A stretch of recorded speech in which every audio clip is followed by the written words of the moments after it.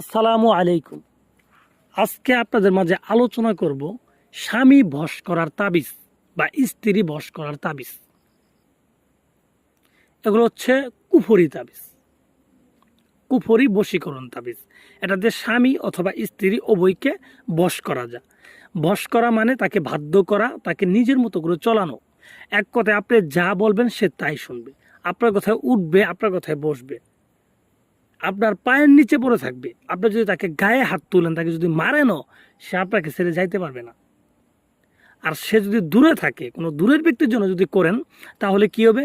সেই ব্যক্তি যতক্ষণ পর্যন্ত আপনার সাথে কথা না বলতে পারবে, তার বুকের ভিতরে চাপ দিয়ে ধরবে। যখন আপনার সাথে কথা বলবে, তার ভাল লাগবে। ঠিক আছে? আপনার সাথে কথা বললে তার ভাল লাগবে। এবং যদি আপনি চান তাকে আনার জন্য, এটা উদ্দেশ্য করে যদি লেখেন, সে যেখানেই থাকুক, যেই অবস্থায় থাকুক, আপনার কাছে চলে আসতে বাধ্য। কিভাবে চলে আসবে এটা আপনার চিন্তা করতে হবে না।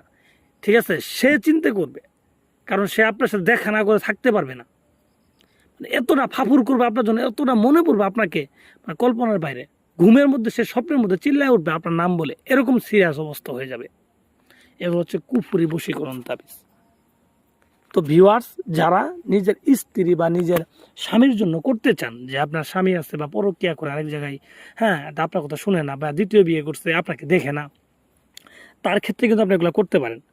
স্ত্রীর ক্ষেত্রে সেম ততরূপভাবে আপনি কিন্তু স্ত্রী যদি পরকীয়া করে বা বাপের বাড়ি চলে গেছে, আসতে চায় না, বা অন্য জায়গায় চলে গেছে, আসতে চায় না, তো তাকে কিন্তু আপনি এই তাবিজটার মাধ্যমে ফিরিয়ে আনতে পারবেন আপনার কাছে।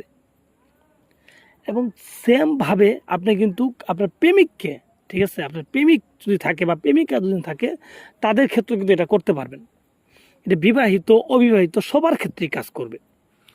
তো ভিউয়ার্স, যারা এটা করতে চান, তারা কিভাবে করবেন আমি এই ভিডিওতে বিস্তারিত বলে দিব।